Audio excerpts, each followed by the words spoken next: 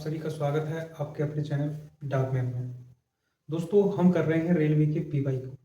तो इस श्रृंखला को आगे बढ़ाते हुए आज हम लेते हैं सेट संख्या 6। तो बेटा बने रहिए, वीडियो को अंत तक देखना है। तो देरी न करते हुए वीडियो को चालू करते हैं। बेटा प्रश्न की प्रक्रिया वही रहेगी जो आप पिछली वीडियो में देखते हैं। तो देखिए बेटा, स्क्रीन पर आपको पहला प्रश्न दिखाई दे रहा होगा। कुछ इस तरह से लिखा है कि निम्न में से कौन सी संख्या 41 की घात 31 प्लस 41 4 की घात 31 प्लस 4 की घात 32 प्लस 4 की घात 33 प्लस 4 की घात 34 को पूर्णतः विभाजित करेंगे। बेटा ये प्रश्न पूछा आपका आरआरबी एनटीपीसी 2021। ऐसे प्रश्नों बेटा हम एग्जाम में कैसे करते हैं, देखिए प्रश्न में लिखा है 4 की घात 31 प्लस 4 की घात 32 प्लस 4 की घात 33 और प्लस 4 की घात 34। सवाल में आपसे ये पूछा है कि ये संख्या किससे पूर्णतः विभाजित हो जाएगी। बेटा आप एक चीज नोटिस करिए, यहाँ जो नंबर लिखा है 4, इसकी सबसे छोटी पावर है वो 4 की घात 31 है।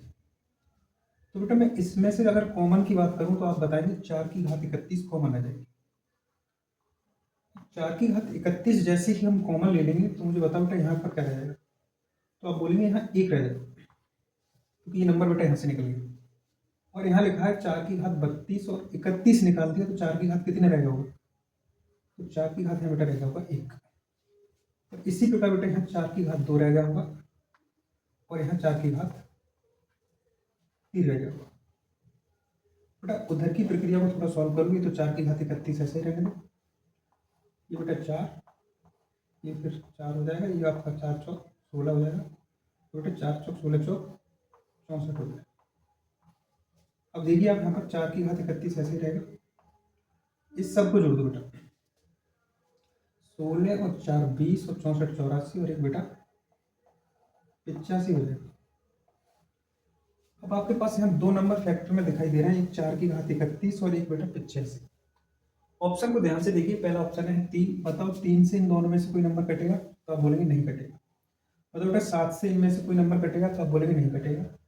11 से इन दोनों में से कोई नंबर कटेगा, नहीं कटेगा। बट बेटा जो 85 लिखा है वो बेटा 17 से पूरा कट जाएगा। इस प्रकार हम कह सकते हैं जो ये लिखा है ये पूरा किससे भाजित है बेटा, एक फैक्टर इसका 17 होगा। इस प्रकार बेटा इस प्रश्न का सही आंसर होगा ऑप्शन नंबर डी।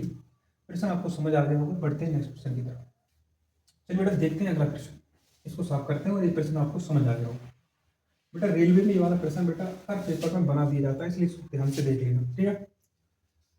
चलिए बेटा बढ़ते हैं प्रश्न संख्या 2 की तरफ। ये भी प्रश्न पूछा गया है आरआरबी एनटीपीसी। प्रश्न थोड़ा सा बड़ा है बेटा, ध्यान से देखेंगे, डरेंगे नहीं। प्रश्न में लिखा है यदि 5 वर्षों के लिए निवेश की गई राशि पर प्रति वर्ष साधारण ब्याज दिया जाता है तो 5 वर्ष बीत जाने के बाद परिपक्वता पर देय राशि 2340 रुपये है। हालांकि यदि राशि केवल 2 वर्ष के लिए निवेश की जाती तो परिपक्वता पर देय राशि 2016 रुपये होती। निवेश की गई मूल राशि क्या होती। बेटा ऐसा प्रश्न आप देख के डरेंगे नहीं, प्रश्न सरल है अगर आपका साधारण ब्याज का कॉन्सेप्ट क्लियर है तो। मैं बेटा आपको एक प्रश्न कराता हूं। मान लो हमने कोई राशि थी हमारे पास पी, हमारे पास बेटा कोई राशि थी पी, और बेटा हमने इसको 5 साल के लिए निवेश किया। 5 साल, 5 वर्ष कह सकते हो आप या 5 ईयर। और बेटा 5 साल बाद ये राशि हो गई थी आपकी 2340 रुपये। 2340 रुपये। सवाल में कह रहा है केवल तुम 2 वर्ष के लिए ही निवेश करते। बेटा ये कह रहा है अगर 5 वर्ष ना करके अगर 2 ही वर्ष तक करते, अगर ये राशि बेटा 2 वर्ष तक ही होती तो बेटा हमें केवल राशि देनी पड़ती 2016 रुपये। 2016। बच्चों ये क्वेश्चन है साधारण ब्याज का, तो आप ध्यान से ही सोचिए। कोई राशि 5 साल में बेटा 2340 रुपये और 2 साल में केवल 2016 रुपये। तो आप थोड़ा सा ये सोच सकते हैं कि ये जो टाइम पीरियड है, ये जो टाइम लाइन है बेटा वो 3 वर्ष है। यहाँ से यहाँ तक अगर कोई राशि यहाँ से यहाँ तक पहुंची तो 2 वर्ष, और यहाँ से यहाँ तक पहुंची तो बेटा 5 वर्ष। तो आप कह सकते हैं सर जो ये बीच की जो लाइन आपने बनाई है वो 3 वर्ष को रिप्रेजेंट करेगी। तो मुझे बताइए बेटा ये 2016 रुपये 3 साल में 2340 रुपये हो रहे हैं, तो मुझे बताइए बेटा ये कितना बढ़ रहा है। तो आप बोलेंगे सर इनको माइनस करो, तो बताओ बेटा इसको इसमें से माइनस कर दो, 2340 और 2016 माइनस करो बेटा, यहाँ 4 आएगा, यहाँ 2 आएगा और यहाँ बेटा 3 आएगा और यहाँ 0 आएगा। तो आप बोलेंगे सर 3 वर्ष में ये राशि होती है 324 रुपये। 3 वर्ष में बेटा ये राशि कितनी होती है? 324। अगर 3 साल में 324 रुपये हो रही है तो मैं ये कह सकता हूँ कि ये 3 वर्ष का साधारण ब्याज है। ये 3 वर्ष का क्या बेटा? साधारण ब्याज है। क्योंकि बेटा 2016 से कोई राशि 2340 हो गई, तो बताइए यहाँ से यहाँ तक जो बड़ी है वो बेटा ब्याज होगी। क्या होगी? ब्याज। मुझे बताओ 1 साल में कितना ब्याज आएगा? 3 एकम 3, 3 एकम 3, 3 8 24। आप बोलेंगे सर 1 वर्ष में यहाँ से जो ब्याज मिलेगा वो 108 रुपये। बेटा अगर कोई राशि 1 साल में 108 रुपये दे रही है, तो मुझे बताइए यहाँ 2 साल में कितनी आएगी? तो आप बोलेंगे 2 गुणा 108।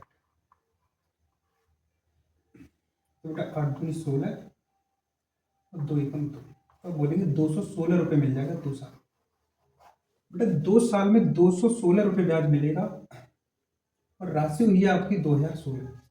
तो मैं कह सकता हूँ इस राशि में 216 रुपये जुड़ा होगा, तब हुआ होगा 2016। अगर बेटा मैं 216 रुपये 2016 में से निकाल दूं तो मैं ये राशि बता सकता हूँ यहाँ कितनी रही होगी। तो बेटा 2016 में से कितना निकाल दो? 216, और जैसे ही 216 निकालोगे तो 0 0 और बेटा यहाँ आ जाएगा 18। तो मैं कह सकता हूँ बेटा निवेश की गई राशि मेरी कितनी थी? 1800 रुपये। बेटा मैं ये प्रश्न आपको समझाने के लिए एक एक बात लिखता हूँ। फिलहाल कॉम्पिटिशन एग्जाम में बैठोगे तो बेटा इतना सब लिखने को आपको कोई आवश्यकता नहीं है। बेटा मैंने आपको एक एक बात बताई और इस प्रश्न का सही आंसर हो गया आपका 1800 रुपये। ठीक है, बढ़ते बेटा नेक्स्ट प्रश्न की तरफ। ठीक है बेटा, प्रश्न आपको समझ आ गया होगा, मैंने आपको पूरी बात बताई। बढ़ते बेटा नेक्स्ट प्रश्न देखिए आगे, इसको साफ कर।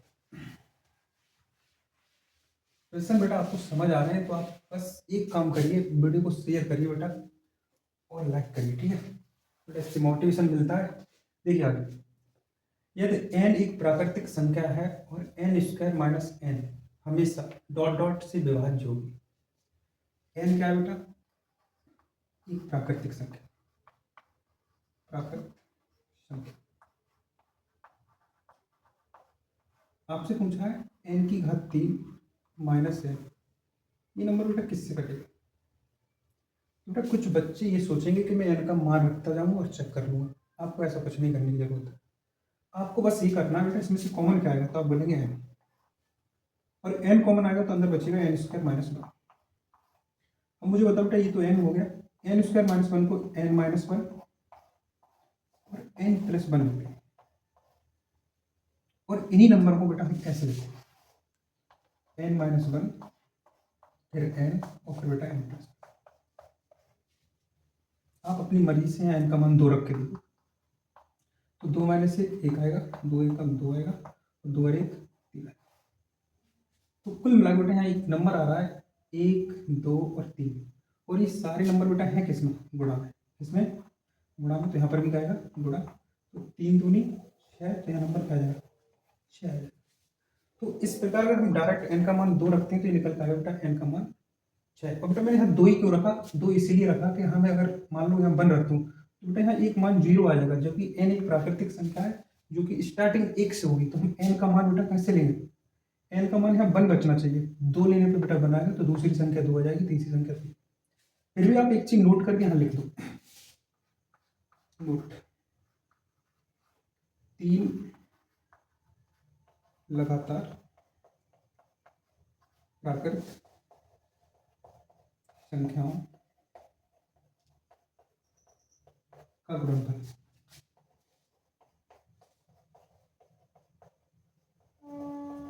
हमेशा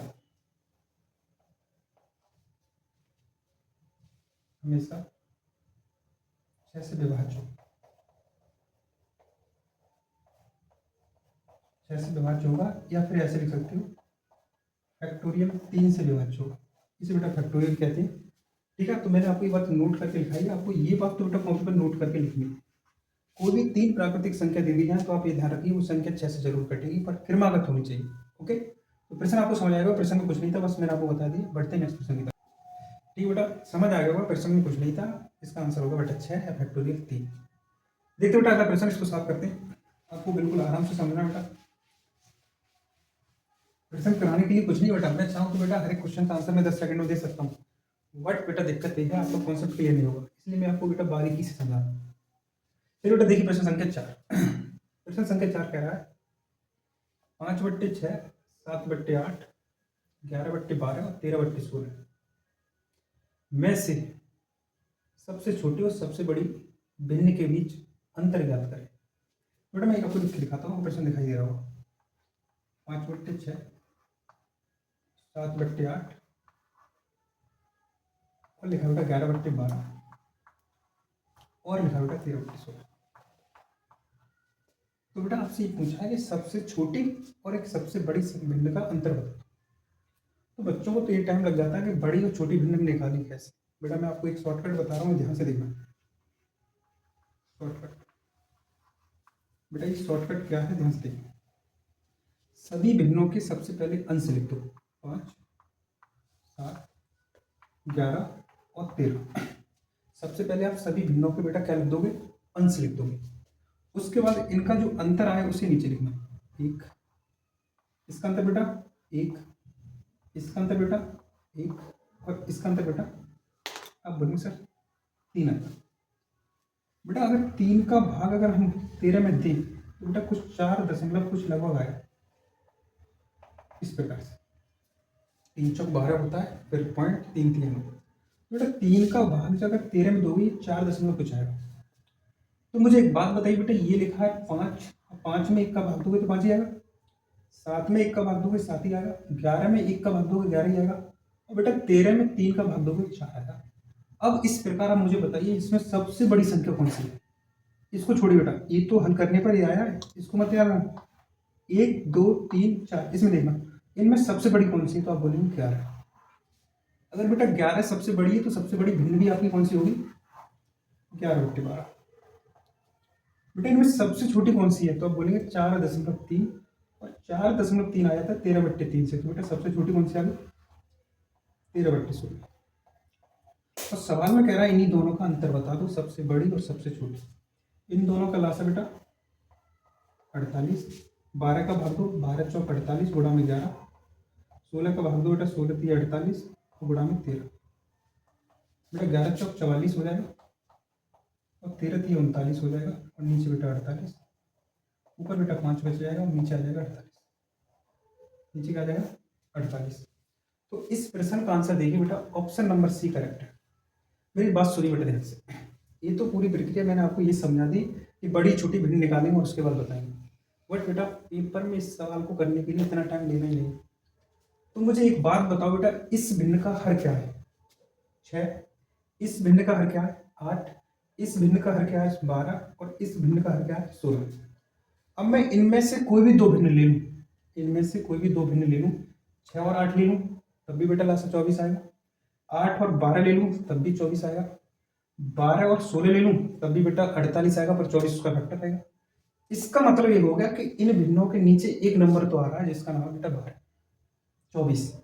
कोई दो भिन्न लेंगे बेटा, क्योंकि दो ही भिन्नों को तो हल किया था यहाँ पर, कोई दो भिन्न लेंगे जो एक बड़ी होगी एक छोटी, तो बेटा उनका लासा 24 का एक फैक्टर जरूर आएगा। और देखिए बेटा आपके ऑप्शन में पहले दे रहा है 43, 43 24 से कटेगा नहीं, दूसरे का हर 41 24 से कटेगा नहीं, तीसरे का हर 48 24 से कट जाएगा, और चौथे का हर है 47, वो भी 24 से नहीं कटेगा। तो बेटा मैं बिना हल किए ही बता सकता हूँ कि ऑप्शन नंबर 5 सही है, ऑप्शन नंबर 3 करेक्ट है, तो बेटा उसका ही हर क्या है 48। बाकी मैंने प्रक्रिया आपको समझा दी करते कैसे, ठीक है। प्रश्न समझ आ गया आपको, बढ़ते नेक्स्ट क्वेश्चन की तरफ। ठीक है बेटा, प्रश्न समझ आ गया था, बढ़ते बेटा नेक्स्ट क्वेश्चन की तरफ। इसको करते बेटा साफ। अगला प्रश्न बेटा आपको स्क्रीन पर दिखाई दे रहा होगा, आपको उसको भली बात पढ़िए कि 2 अंकों की एक संख्या इसके अंकों के योग के 7 गुने के बराबर है। अंकों के स्थान आपस में बदलने पर प्राप्त संख्या मूल संख्या से 18 कम होती है, तो संख्या के अंकों का गुणनफल ज्ञात करें। तो देखिए बेटा इसका जो शॉर्ट अप्रोच ही बताता हूँ, अगर आप बेसिक बनाएंगे बेटा आपको टाइम लग जाएगा, वहाँ एक्स निकालोगे फिर वाई निकालोगे, इसलिए बेटा मैं आपको शॉर्ट तरीका बताता हूँ। मुझे बताइए जो अंकों का योग है बेटा वो किसका गुणनफल है? तो आप बोलेंगे अंकों का योग के 7 गुने के बराबर है। अंकों का योग बेटा होगा जो भी यहाँ जो योग रहेगा उसका 7 गुना जरूर करेंगे। जब बेटा उसका 7 गुना करेंगे तो जो संख्या रहेगी बेटा 7 का मल्टीपल जरूर होगी, और संख्या होनी चाहिए बेटा 2 अंकों की। तो मुझे बताइए 7 का अगला मल्टीपल क्या आएगा? तो आप बोलेंगे सर 7 का अगला मल्टीपल आएगा 14।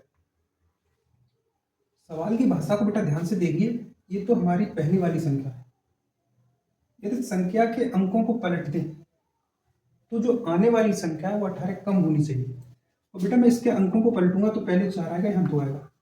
ये संख्या तो बेटा इससे बड़ी आ गई, तो ये आपको उत्तर नहीं होगा, ये संख्या नहीं हो सकती आपकी। अगला 7 का मल्टीपल आता है बेटा 28, 21 आता है। और 21 के जैसे अंक पलटोगे तो बेटा 12 आएगा। इसको हम संख्या मान भी सकते हैं। पहले ये देखो, इनसे 18 प्राप्त होगा, अंतर कितना आना चाहिए? जिस वाले ऑप्शन में अंतर 18 आ जाए उसको देखना बेटा। अब मैंने इसको देखा तो बेटा यहाँ अंतर 9 आया, इसीलिए बेटा ये वाला भी हमारा ऑप्शन नहीं होगा। आपको 7 के मल्टीपल ही चेक करने हैं, आपको 7 के मल्टीपल ही चेक करने। और 7 अगला मल्टीपल आएगा बेटा 7 चौक 28 आएगा। और 28 के जैसे अंकों को पलटोगे तो बेटा ये 8 आएगा और ये बेटा 2 आएगा। प्राप्त संख्या बेटा कम होनी चाहिए, ये ज्यादा आ रही है इसलिए ये गलत हुआ। अगला ऑप्शन बेटा 35 आएगा, और 35 के अंक पलटोगे तो बेटा 52 आएगा। मैं आपको प्रश्न बता रहा हूँ, जो संख्या अंक पलटने के बाद आएगा वो छोटी आनी चाहिए, बेटा बड़ी आ रही है इसलिए ये भी गलत होगा। अब इसके बाद बेटा मुझे बताइए अगला मल्टीपल क्या आएगा? तो आप बोलेंगे 42, और 42 के जैसे ही अंक पलटोगे तो बेटा फिर आएंगे 2 4। क्या है बेटा? 2 4। हाँ बेटा ये हो सकता है आपका, क्योंकि ये बेटा इससे कम आया है, इससे कम आया है। अब एक बार अंतर और चेक करो, बताओ 18 आ रहा है। आप बोलेंगे सर 18 आ रहा है। इसका मतलब हमारी पहली वाली संख्या कितनी रही होगी? 42, और 42 का पहला अंक कितना है? 4, दूसरा अंक क्या है? 2, और दोनों का गुणनफल पूछा था सवाल में। बेटा इस प्रकार गुणनफल क्या आ जाएगा? 8। आपको बेटा इसमें 1 मिनट नहीं लगेगा आपको, क्योंकि एग्जाम में बेटा किसी को समझाने की आवश्यकता नहीं है, कोई प्रश्न सॉल्व करना है। ठीक है, प्रश्न समझ आ गया होगा, बढ़ते हैं नेक्स्ट प्रश्न की तरफ। ठीक बेटा, मैंने आपको इसको ऑप्शन के अकॉर्डिंग ही करा दिया, 7 के मल्टीपल से ही। तो जैसे मैंने आपको समझाया 14 का उल्टा बेटा 41 को बेटा 21 का उल्टा 12, 28 का 82, और प्राप्त संख्या मूल संख्या से छोटी होनी चाहिए। तो बेटा ये 2 केस तो कटी गए, एक केस बना था 42 वाला, जहाँ अंतर भी हमारा 18 रहा था। तो इस प्रकार बेटा संख्या है प्राप्त हुई थी 42, और 42 के अंकों का गुणनफल पूछा था, गुणनफल आ गया 8। बढ़ते बेटा नेक्स्ट क्वेश्चन की तरफ, इसको साफ करते हैं।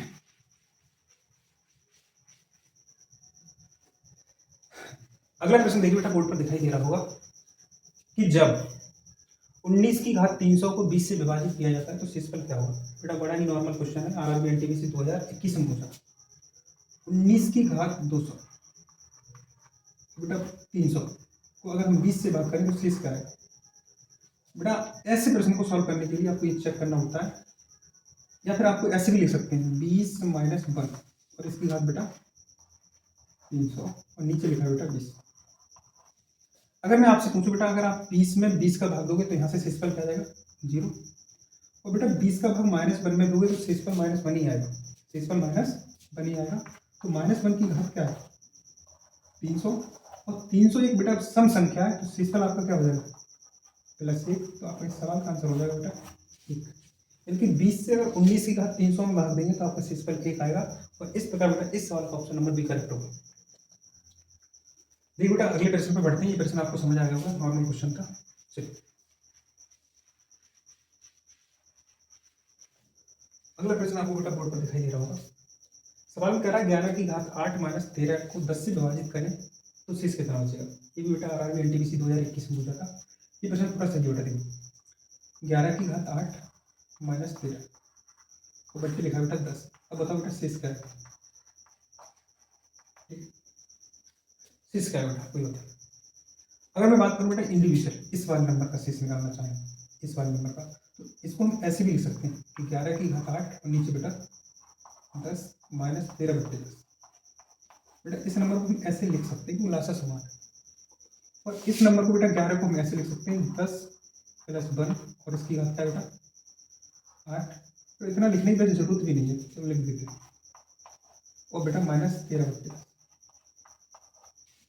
अब बेटा मैं 10 का भाग यहाँ दूँ तो यहाँ 1 आएगा, शेष क्या आएगा 1। और यहाँ बेटा 10 में 13 का भाग दूँ तो आएगा 3।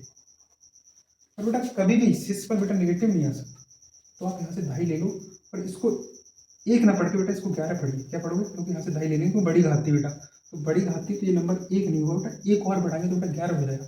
और 11 में से बेटा अगर आप ऐसे नहीं समझ पाए तो आप तो माइनस कर लो, 3 में से अगर हम 1 घटाएंगे तो बेटा -2 आ जाएगा। और रिमाइंडर कभी भी बेटा माइनस का होता नहीं, तो जिस संख्या से तुमने भाग दिया था वो जोड़ दो, बेटा रिमाइंडर आपका क्या आ जाएगा? 8। तो देखिए बेटा कौन सा ऑप्शन सही हो। ऑप्शन नंबर बी करेक्ट है। प्रश्न समझ आ गया होगा। ठीक है, बढ़ते हैं बेटा नेक्स्ट क्वेश्चन की तरफ। ठीक है बेटा, प्रश्न आपको समझ आ गया होगा। बढ़ते हैं हम नेक्स्ट क्वेश्चन की तरफ। ठीक है, इसको साफ करें। सिंपल सवाल है बेटा, रिमाइंडर फॉर्म के, ज़्यादा हार्ड नहीं है। फिर भी अगर आपको समझ नहीं आए तो आप बेटा कमेंट करके बताएं कि आपको कहाँ दिक्कत आ रही है। ठीक है, मैं अपनी तरफ से बेटा पूरी कोशिश करता हूँ कि आपको कोई समस्या ना हो। क्वेश्चन नंबर 8 को बेटा पढ़िए। प्रश्न स्क्रीन पर दिखाई दे रहा है कि मानवी ने एक धनराशि पहले 3 वर्ष के लिए साधारण ब्याज पर 6% वार्षिक दर पर, उसके अगले 5 वर्ष के लिए 9% वार्षिक दर पर और 8 वर्ष के लिए और 8 वर्ष की इस अवधि के बाद 13% वार्षिक दर पर उधार ली। यदि 11 वर्ष के अंत में उसके द्वारा भुगतान किया गया कुल ब्याज 8160 रुपये है, तो उधार ली गई धनराशि ज्ञात करें।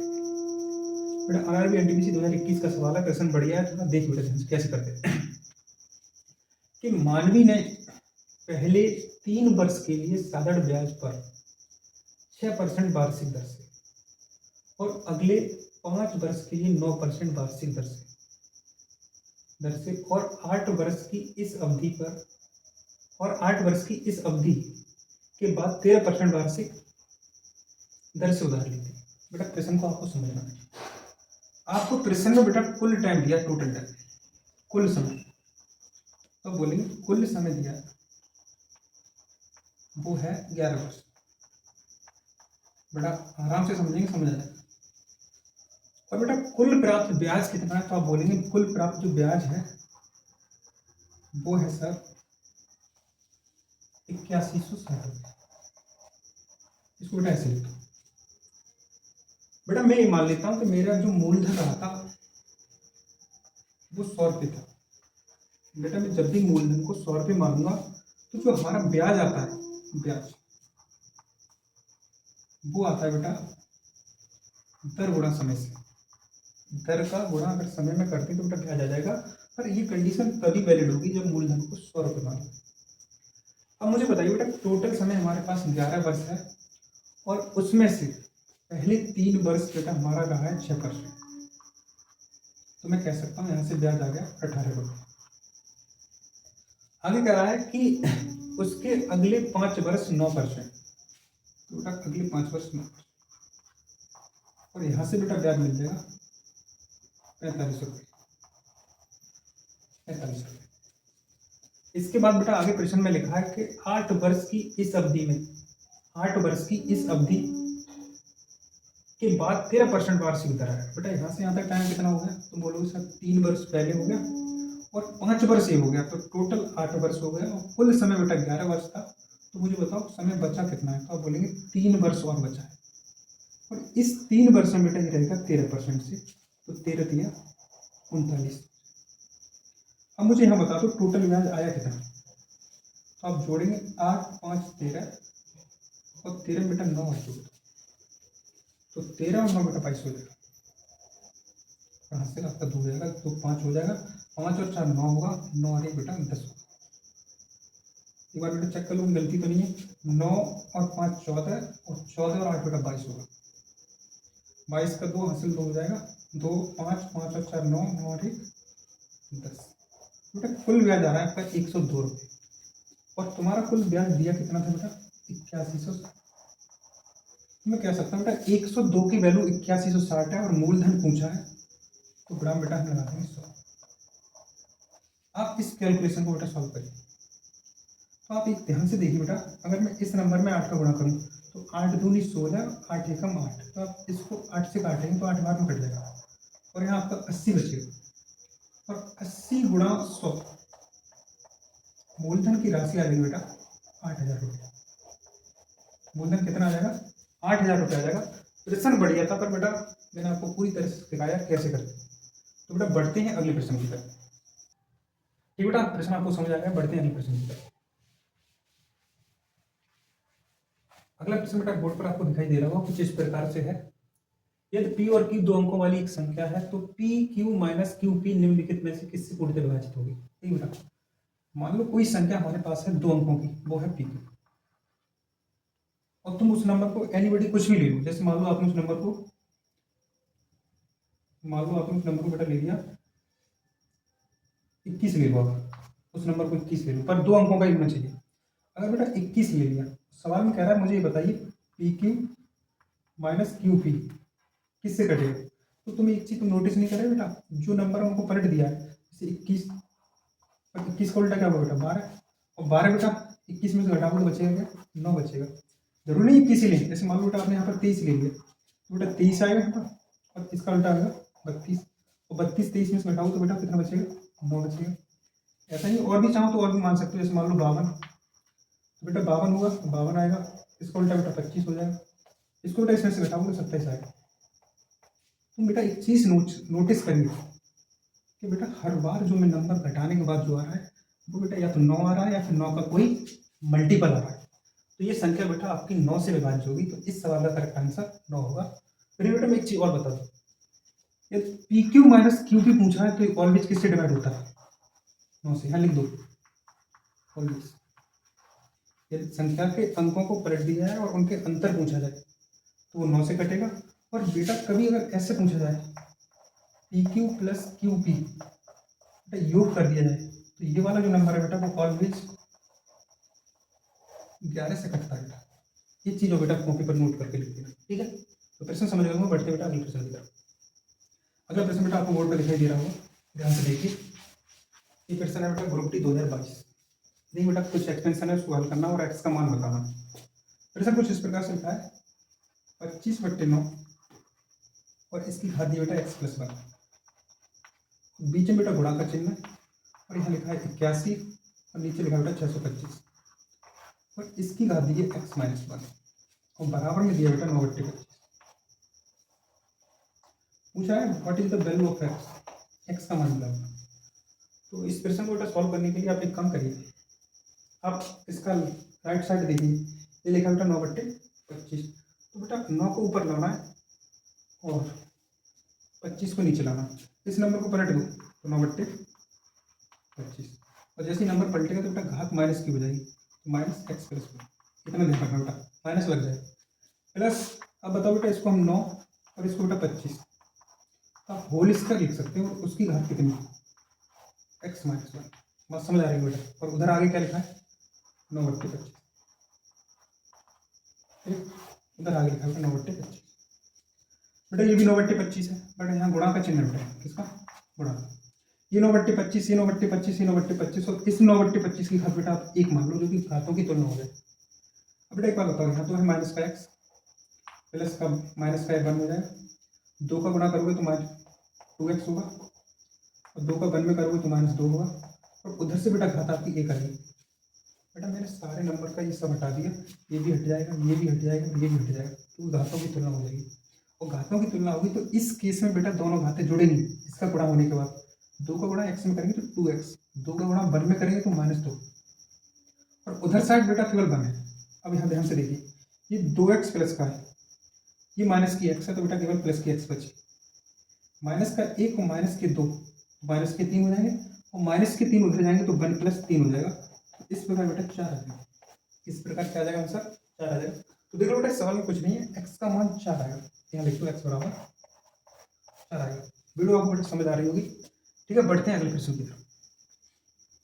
ठीक बेटा मैंने आपको इसका सॉल्यूशन आपको बताया, आपको इसमें और कुछ करने की जरूरत नहीं है। ये दोनों आधार समान है तो आधार को सीधा हटाइए, बट इतना नोटिस रखिए कि यहाँ अगर गुणा में तो ये वाली घात और ये वाली घात जुड़ जाएंगी, तो मैंने बेटा यहाँ जोड़ कर चिल्लाया, बराबर वाली घात बेटा बराबर में आ जाएगी। तो यहाँ आप देख लो 2x में से एक x चला जाएगा तो प्लस का x, माइनस का 1 और माइनस का 2, माइनस का 3 हो जाएगा और उधर जाएगा 1 हो जाएगा प्लस का, तो 1 + 3 = 4 हो जाएगा, तो x का मान 4 आएगा। तो बेटा इस वीडियो को यहीं पर एंड करते हैं। आपको एक प्रश्न दिखाई दे रहा होगा स्क्रीन पर, जिसका आंसर आपको बेटा डेली की तरह कमेंट में बताना कि इस सवाल का आंसर क्या होगा। हमारे द्वारा बेटा पढ़ाया गया कंटेंट आपको कैसा लगता है आप कमेंट किया करो, ठीक है। और बेटा ज़्यादा से ज़्यादा वीडियो को शेयर किया करो, ठीक है। तो मिलते हैं बेटा कल इसी टाइम एक और सेट के साथ। Thank you watching.